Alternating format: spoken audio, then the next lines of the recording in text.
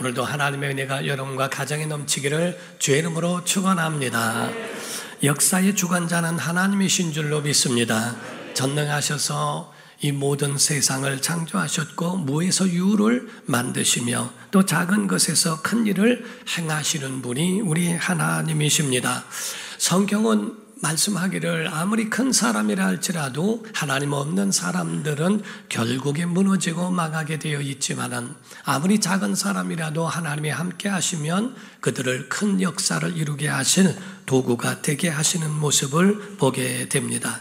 성경은 이 원리와 같으니 이런 역사의 주인공이 인간이 아니고 하나님이시기 때문에 그렇습니다. 사랑하는 성도 여러분, 성경은 우리에게 하나님은 어떤 사람도 영웅이 되기를 원치 아니하시고 하나님 앞에 나아가 영광 돌리며 하나님을 높이는 믿음의 사람 되기를 원하시는 겁니다.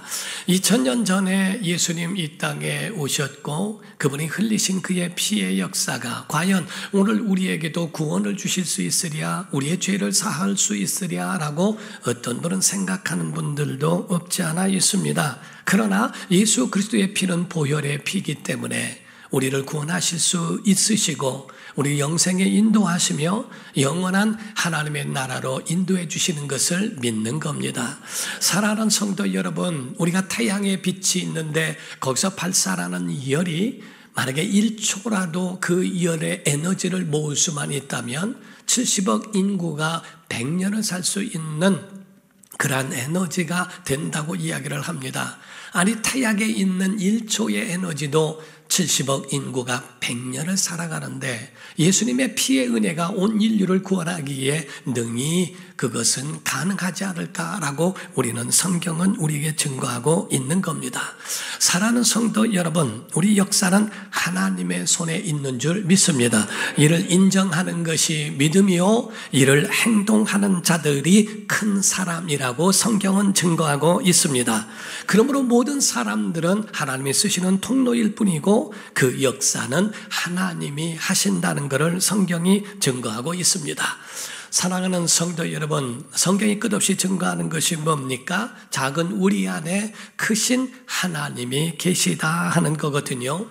그러므로 여러분의 인생의 성공, 신앙의 성공이 우리에게 있기를 원한다면 아주 중요한 것은 누구를 바라보느냐 하는 것에 있습니다. 어디를 보는가? 그 초점과 집중의 대상에 굉장히 중요한 모습을 가르쳐 말씀하고 있어요. 어디에 초점을 두고 있는가? 우리는 까만 용지를 돋보기로 빛을 모으기 시작하면 그 먹지가 다 가는 것을 보게 됩니다. 우리의 신앙생활에서 보게 되면 성경 전체에 공통점이 있는데 어디에 초점을 두고 어디에 집중하느냐는 굉장히 큰 의미를 가지고 있다는 겁니다. 어떤 글을 보니까 이런 이야기가 있어요. 코끼리가 수영장에서 막 수영을 하고 있는데 개미가 다가와서 코끼리를 부르더라는 겁니다. 야, 코끼리 너 나와봐 하더라는 거지요. 코끼리가 하도 기가 막혀서 왜? 하고 나왔더니 야, 어제 저녁에 내 수영복 없어졌는데 네가 입은 거 아니냐 하더래요. 그러니까 코끼리가 이건 말도 안 되는 소리를 이야기한다 하고 그를 그냥 끝내버렸다는 거지요. 어떤 두 번째 이야기로는 참새가 있습니다. 그 참새가 날아가다가 오토바이를 탄 사람의 헬멧에 부딪혀서 떨어져서 기절을 하게 됩니다. 오토바이 탄 그 운전수가 참새가 떨어진 걸 보고 너무 미안해서 안타까운 마음에 다리를 싸매주고 그를 잘 붙들어서 새장 안에다가 가둬놓고 거기서 보호를 했어요. 새장에서 깬 참새가 첫 마디로 하는 말이 오토바이 탄 운전수가 죽었나? 내가 왜 유치장에 갇혀있지? 하더라는 거지요.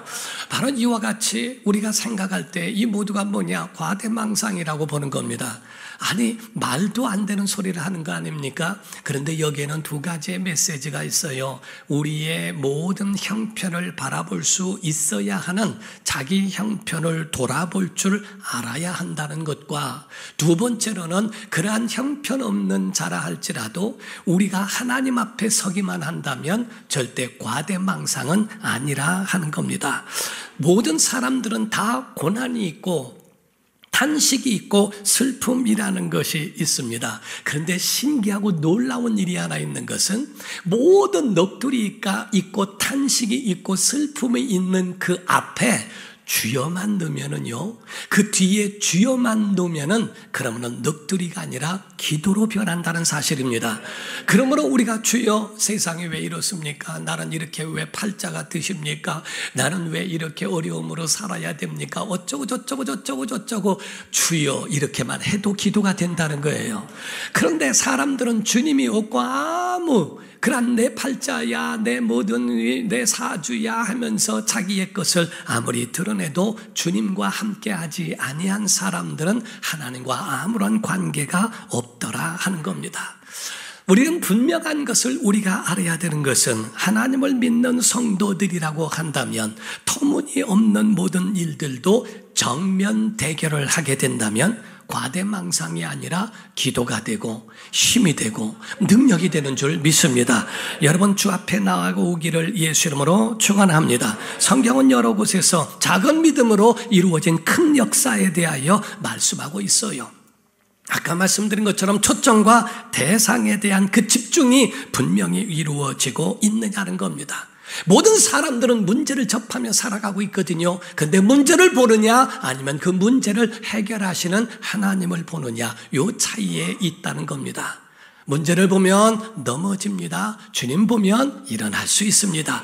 물 위를 걸어갔던 베드로가 주님은 바라볼 때에는 걸어갔지만은 파도와 물을 볼 때는 빠져들어간 것처럼 어디에 집중하고 어디에 초점을 두느냐는 굉장히 우리의 승패를 거기에 완전히 가름하고 있다는 거고 거기에 분별하고 있는 것을 가르쳐 말씀해요. 하나님은 크신 분입니다. 우리 주변에 있는 상황과 문제보다 크신 걸 믿으셔야 됩니다. 요한복음 10장 29절입니다. 그들을 주신 내 아버지는 만물보다 크심에 아무도 아버지 손에서 빼앗을 수 없느니라, 이렇게 돼 있어요. 모든 만물보다, 세상보다, 우주보다, 모든 만물보다 크신 하나님이 우리를 붙잡는 데 감히 누가 우리를 해할 수 있으랴. 이 사실을 발견한 것이 영성이라고 하는 거고요. 이 사실을 인정하는 것을 믿음이라고 하는 겁니다. 오늘 본문 말씀을 보더라도요, 이스라엘 사람들과 사울이란 왕은 무엇에 집중했고 무엇에 초점을 두었는가? 가드 사람 골리앗에 초점을 두었고 그 무기에 집중하다 보니 한순간에 두려움이 그 속에 있게 되더라는 거죠. 사무엘상 17장 19절입니다. 시작. 그때에 사울과 그들과 이스라엘 모든 사람들은 엘라 골짜기에서 블레셋 사람과 싸우는 중이더라. 23절 24절입니다. 그들과 함께 말할 때에 마침 블레셋 사람의 싸움 도두는 가드 사람 골리앗이라 하는 자가 그 전열에서 나와서 전과 같은 말을 하매 다윗이 들으니라. 이스라엘 모든 사람이 그 사람을 보고 심히 두려워하여 그 앞에서 도망하며, 이렇게 되어 있어요. 이스라엘의 모든 사람이 그 사람을 보고 그 사람 보니까 두려움이 있었고 나중에는 마침내 도망하게 되어버렸다라고 말씀하고 있어요. 그런데 과연 다윗은 과연 누구를 보았을까? 다윗이 바라봤던 그 초점이 누구였을까? 사무엘상 17장 26절입니다. 시작.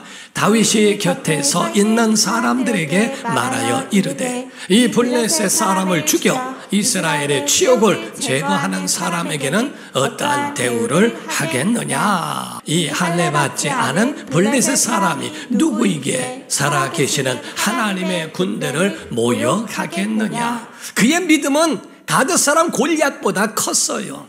왜냐하면 하나님이 크시다는 것을 믿었기 때문이지요. 그러나 누구를 바라보느냐에 따라 완전히 기가 죽어버리고 기가 꺾여서 그 이상 앞으로 전진하지 못하는 그 모습을 보게 되더라는 겁니다.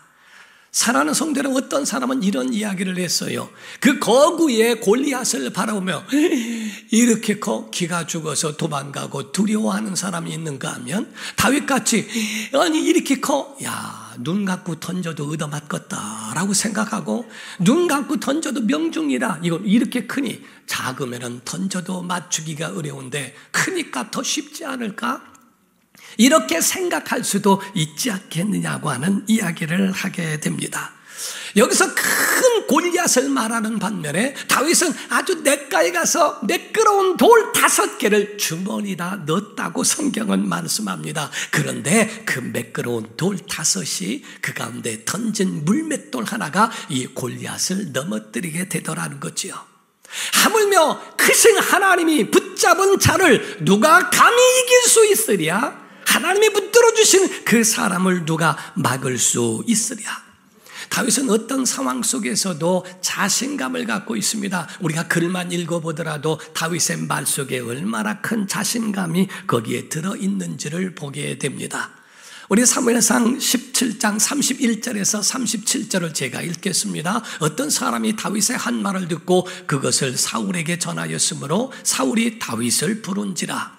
다윗이 사울에게 말하되 그로 말미암아 사람이 낙담하지 말 것이라 주의 종이 가서 저 블레셋 사람과 싸우리이다 하니 사울이 다윗에게 이르되 내가 가서 저 블레셋 사람과 싸울 수 없으리니 너는 소년이요 그는 어려서부터 용사임이니라. 다윗이 사울에게 말하되 주의 종이 아버지의 양을 지킬 때에 사자나 곰이 와서 양떼에서 새끼를 물어가면 내가 따라가서 그것을 치고 그 입에서 새끼를 건져내었고 그것이 일어나 나를 해하려고 하면 내가 그 수염을 잡고 그것을 쳐 죽였나이다. 주의 종이 사자와 곰도 쳤은즉 본인이 쳤다고 하죠. 살아계시는 하나님의 군대를 모욕한 이 할례받지 않은 블레셋 사람이니까 그가 그 짐승의 하나와 같이 되리이다.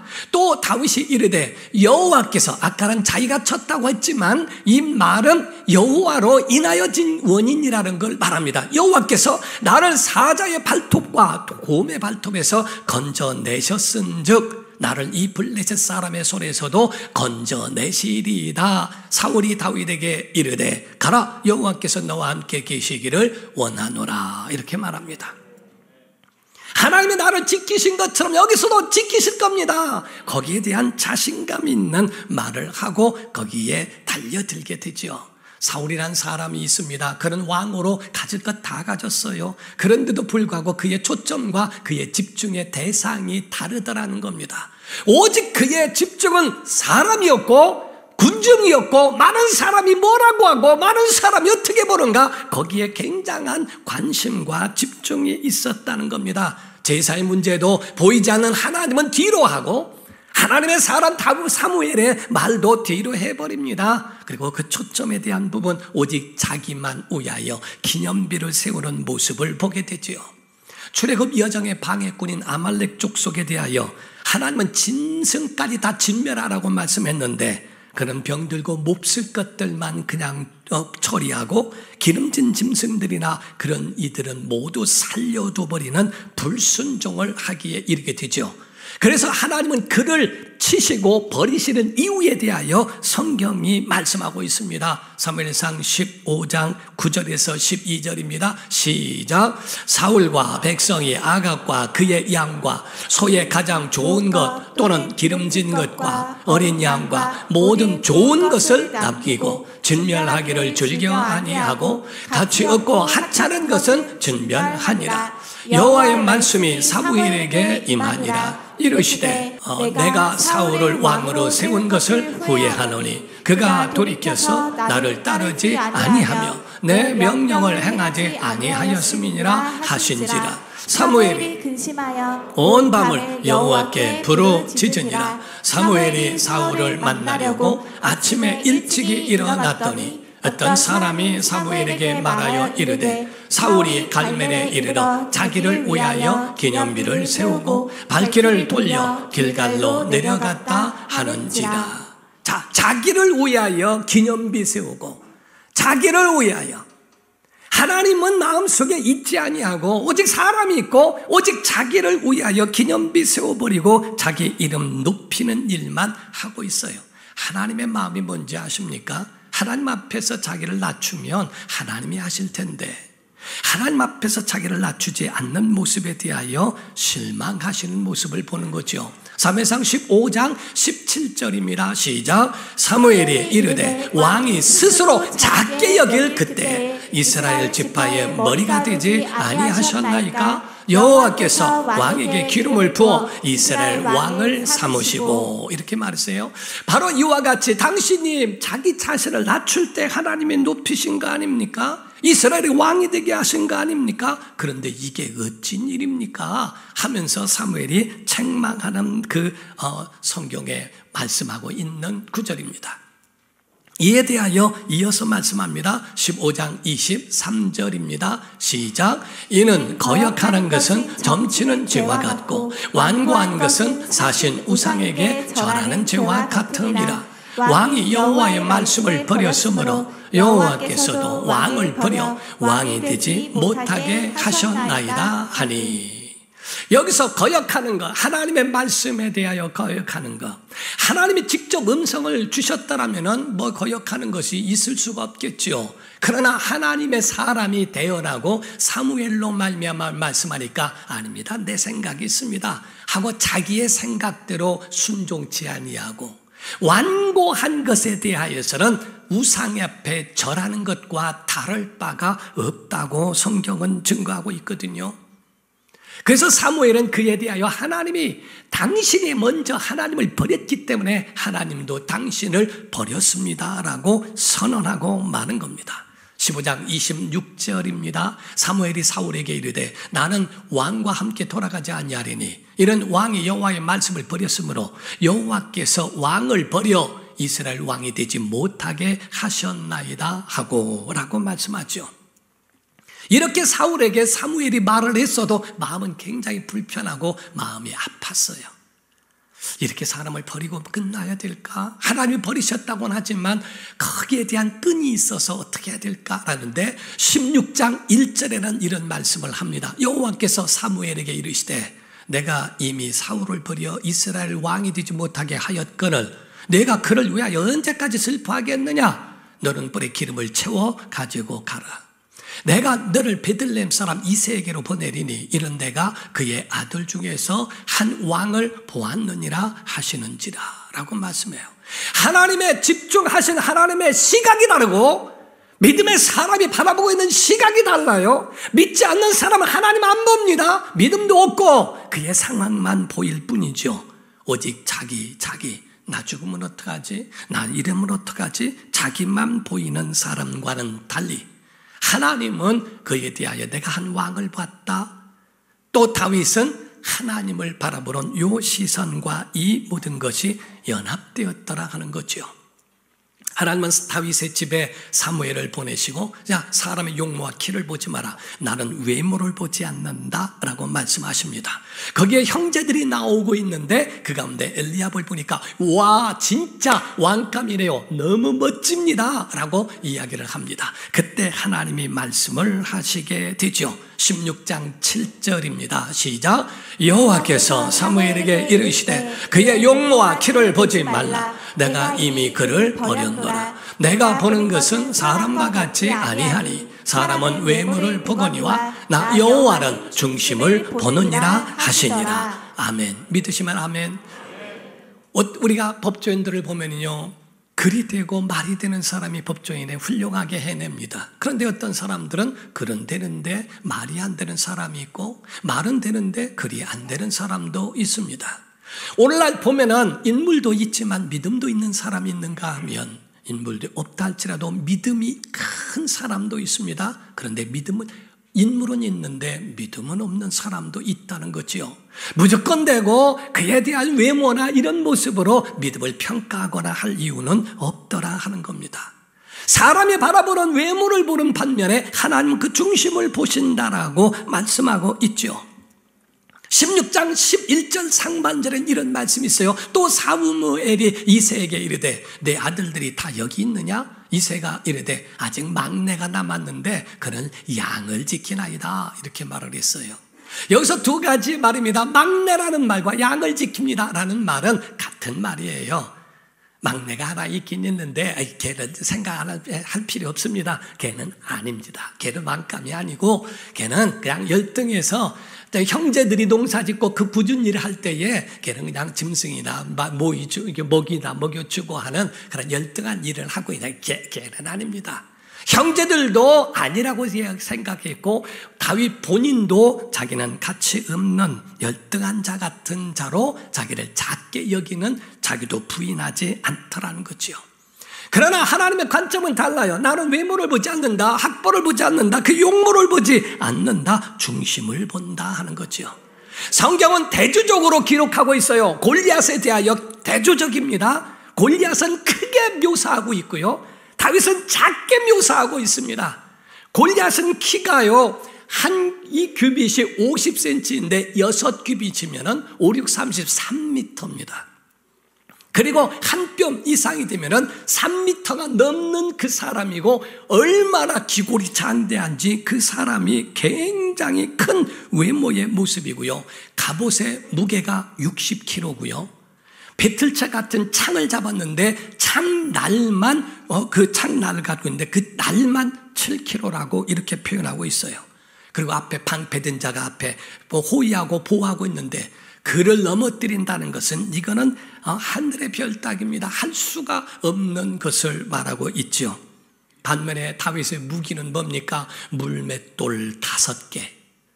그것도 주머니에다가 솔랑 집어넣고서 가고 있는 그의 모습을 봅니다. 다윗의 무기가 과연 물맷돌이었을까? 아닙니다. 물맷돌이 아니라 하나님이었습니다. 하나님의 이름이었다 하는 거죠. 그의 고백을 보게 되면 사무엘상 17장 45절에 말씀합니다. 다윗이 블레셋 사람에게 이르되 너는 칼과 창과 단창으로 내게 나오거니와 나는 만군의 여호와의 이름 곧 내가 모욕하는 이스라엘 군대의 하나님의 이름으로 내게 나아가노라 이렇게 말하죠. 내 무기는 칼이 있고 과학적이고 아주 분명한 그러한 것으로 내가 나에게 나올지 몰라도 나는 그렇지 않다. 그에 대한 분명한 자신감 있는 믿음의 고백을 하게 됩니다. 34절에서 37절을 제가 다시 읽어보면요, 다윗이 사울에게 말하되 주의 종이 아버지의 양, 자기 양이라고 생각하지 않고 아버지가 맡겨준 양을 지킬 때에도 사자나 곰이 와서 양떼에서 새끼를 물어가면 도망간 게 아니라 내가 따라가서 그것을 치고 그 입에서 새끼를 건져내었고 그것이 일어나 나를 해하려고 하면 내가 그 수엽을 잡고 그것을 쳐 죽였나이다. 주의 종이 사자와 곰도 쳤은즉 살아계신 하나님께서 하나님의 군대를 모욕한 이 할례받지 않은 블레셋 사람이니까 그가 그 짐승의 하나와 같이 되리리이다. 또 다윗이 이르되 여호와께서 나를 사자의 발톱과 곰의 발톱에서 건져내셨은즉 나를 이 블레셋 사람의 손에서도 건져내시리이다 라고 이렇게 고백을 합니다. 사랑하는 성도 여러분, 여기에 대한 이 다윗의 고백에 얼마나 자신감이 있습니까? 여기에 한 가지 더 여러분이 아셔야 될 건 47절에 보면 말씀을 하고 있어요. 또 여호와의 구원하심은 칼과 창이 있지 아니하고 이 무리에게 이것을 알게 하려 한 겁니다. 전쟁은 여호와께 속한 것인즉 그가 너희를 우리 손에서 건지시리라 이렇게 고백하죠. 모든 전쟁은 하나님께 속한 것이라고 고백을 해요. 잠언서 21장 31절에는 한번 같이 읽어볼게요. 시작. 싸울 날을 위하여 마병을 예비하거니와 이김은 여호와께. 다시 한번 시작. 싸울 날을 위하여 마병을 예비하거니와 이김은 여호와께 있느니라. 승리는 마병에 있는 게 아니고 이김은 여호와께 있다는 거예요. 근데 오늘날 여러분의 초점이 어디에 있습니까? 여러분들은 왜 낙심합니까? 왜 절망합니까? 다윗이 고백하기를 절망하지 않을 것은 이렇게 표현하면서 절망하지 마세요. 왜 절망합니까? 하나님이 계신데. 사자와 곰의 발톱에서 건지신 하나님이 지금 죽었습니까? 우리와 함께 하지 않습니까? 라는 거죠. 사람들은 보이는 게 다가 아닙니다. 보이는 것은 점점 힘들어가고 죽었나이다, 무덤에 있나이다, 썩어 냄새가 났나이다. 더 절망적이어도 주님은 무덤에 가자, 죽은 게 아니라 잔다. 무덤에 돌을 옮겨 놔라, 썩어 냄새가 나느냐? 믿기만 해라. 하나님의 영광을 볼 것이다. 현상을 보는 게 아니라 주님은 하나님의 약속을 본다 이 말이죠. 하나님의 약속에 대한 그 모습으로 우리가 바라보고 있는 시각이 다르다는 거예요. 어떤 신학생과 결혼하겠다고 하는 딸을 탐탁하게 여기지 않았던 장로님이 계시다고 그래요. 야, 신학교 다니고 이렇게 하면 고생할 텐데 내 딸을 거기에 주고 싶지 않다 하고 얘기했더니 아버지 그래도 한번 만나보세요. 너무 조르는데 아버지는 탐탁히 여기지는 않았대요. 그러던 어느 날 아버지 우리 친구가요 요번에 설교를 하게 됐대요. 그러니까 설교하는데 한 번만 참여하셔서 그 설교를 듣고 내게 말씀해 주세요. 그랬더니 좋다. 내 설교 듣고 가서 내가 거기에 대해서 찬반을 말해 주겠다. 그래서 가서 설교를 다 듣고 예배 끝나고 난 다음에 나오면서 딸에게 얘기했답니다. 허락할게. 너무 좋아서 딸이 막 감사에 감동을 받은 거예요. 그러면서 궁금한 거예요. 아버지 어떤 말씀에 은혜를 받았어요? 그랬더니 설교를 들어보니 목사는 절대 못하겠다고 하는 것에 내가 확신이 들었다 이렇게 생각을 하더라는 거예요. 그 딸은 은혜 받았다는 것에 확신이 가지고 있는데 아버지는 그에 대하여 절대 목회 못한다 라고 하는 것에 확신이 들었다고 하는, 사람이 보는 것과는 달라요. 예배 가운데서 눈물을 흘리는 거 은혜 받아서만 우는 게 아니라요, 자기 옛날 죽은 개 생각하고 울 경우도 많습니다. 정말 이 생각 저 생각 별의별 생각. 그래서 목사가 봤다고 다 믿을 수가 없는 것은 그 마음의 속이 어떤지를 아무도 모르기 때문에 그렇습니다. 성경은 대조적인 크다라는 것과 작다, 막내, 소년 이에 대하여, 물맷돌, 작은 돌 이런 것에 대하여 말씀하고 있어요. 승리는 크고 작은 것에 대한 것이 아니고 승리는 하나님께 있다는 겁니다. 돌덩어리가 아무리 커도 값에 한계가 있지만은 다이아몬드는 작은 것이어도 그것이 얼마나 큰 값어치를 가지고 있는지 모른다는 거지요. 승리는 칼과 창과 단창에 있는 게 아니고 바로 자기를 낮추고 하나님만 바라보고 그의 음성 듣고 나아가고 있는 다윗에게 승리를 하나님이 그의 손을 들어주셨다는 겁니다. 우리는 한 가지 잃어버리지 말아야 할 것이 있어요. 다윗이 물맷돌을 던지기 위하여 얼마나 많은 연습을 했을까? 정말 사자와 곰과 싸우고 맹수와 더불어 싸울 때 그때를 위하여 계속 던졌던 물맷돌처럼 우리의 신앙생활에는요, 기도가 쌓여야 하고요, 믿음이 쌓여야 하고요, 하나님과의 신앙이 쌓여야 됩니다. 하나님은 좀 의지해 보세요. 넘어지고 끝나지 말고, 아주 넘어지지 말고 일어나 보세요. 일어나다 보면 승리할 수 있다 이 말이에요. 이 믿음이 쌓여져야 한다 이 말이죠. 오래된 믿음의 사람들, 경륜이 있고 연륜이 있는 그러한 믿음의 사람들을 무시하지 못하는 이유가 바로 거기 있습니다.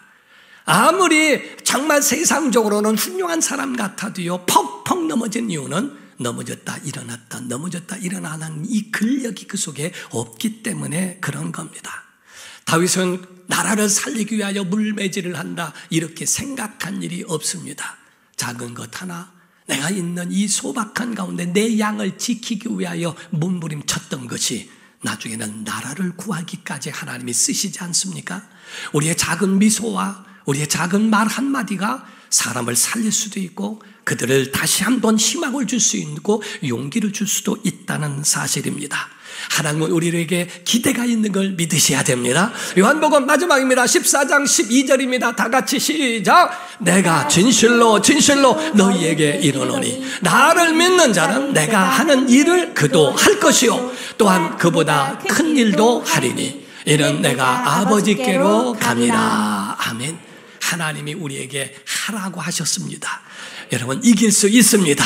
승리가 우리 안에 있으니 손만한 그런 구름이 큰 비를 몰게 하시는 하나님이 부스러기라도 줬사오니 그 부스러기의 은혜가 그 가정을 구원한 것처럼 오늘 여러분 하나님의 말씀이 여러분의 가정을 구원하고 여러분을 회복한다는 것을 믿으시고 오늘도 예배 가운데 기쁨과 감사를 회복하기를 예수 이름으로 축원합니다. 기도합니다.